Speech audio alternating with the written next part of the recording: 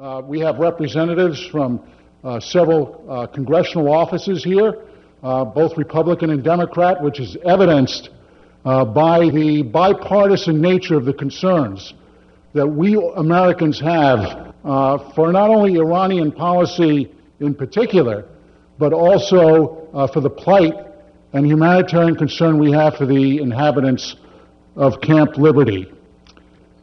And I came to understand the importance of the role that U.S. government plays in helping to provide the safety and security of people who are in desperate need of that safety and security. And there are very few people who need our help more now than the people of Camp Liberty, the 3,100 people who deserve our help and our support.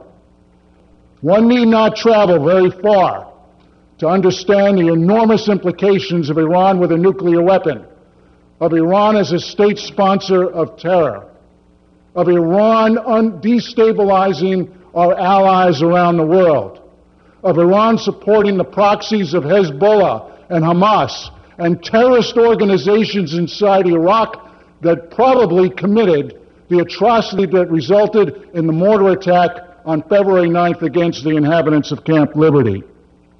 I had thought, after the delisting decision by the United States government that was way long overdue by my Democratic colleagues in this administration, that everything would be okay, that the people of Camp Liberty, having cooperated completely with their relocation from Camp Ashraf, would be provided the safety and security under the flag of the United Nations, repatriated to a third country, provided refugee status, and until such time they would have been able at least to have had safety, if not the security, of what essentially is a squalid condition in which they live.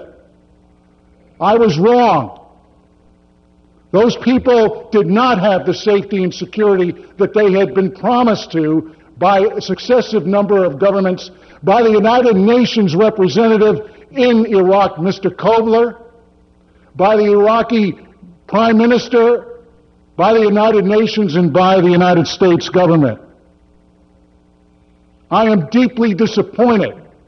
I am deeply disappointed by the failure of all of these parties to live up to their commitments to these people.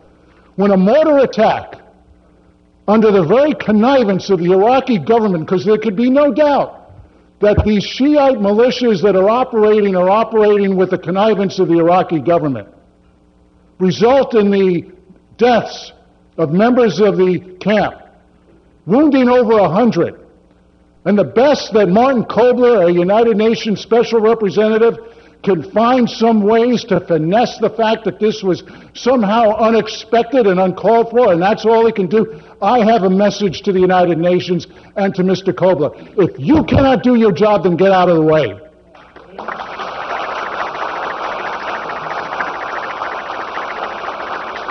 As a former diplomat, I would be embarrassed of the record that he has so far demonstrated in providing the safety and security under the United Nations flag to these people who have earned the right and trust of us and the American people in the United Nations. The mission of all of us here today is to do not only to learn what we must learn about the issues confronting the United States and Iran, but to send a clear message to Washington and to New York's United Nations headquarters. We Americans have stood by the side of these people while they have been forcibly relocated from Camp Ashraf to Camp Liberty in conditions that are patently unacceptable. It reminded me of the stories that I'd heard from my Jewish forefathers who were forcibly evicted and removed from their homes in Nazi Germany. I cannot put myself in the shoes of these people. I can only understand the plight that they face every day, going to bed at night wondering whether they will face even more severe attacks. They are not enemies of anyone other than a regime that we are an enemy of as well. The Iranian regime is determined to oppress, repress, and ultimately destroy the people of those camps. We cannot let that happen. A few weeks ago, a bipartisan congressional delegation traveled to Paris to meet with Ms. Mariam Ranjavi.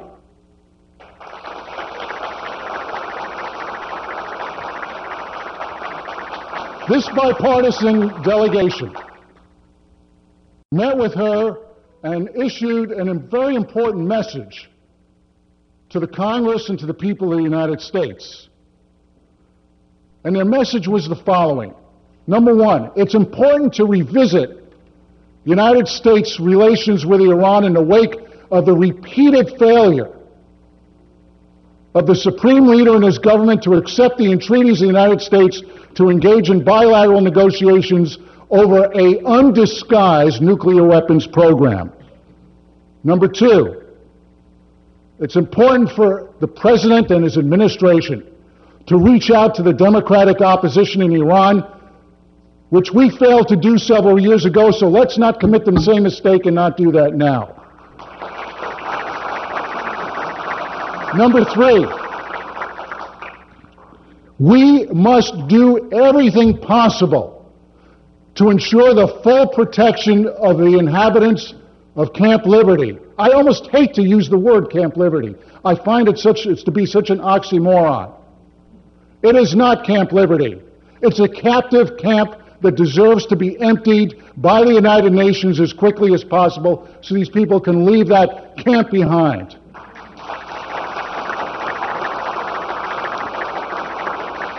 It's understandable, and I empathize with those inhabitants who say, we want to return to Camp Ashraf. After all, that was the one place that they had some degree of safety and security.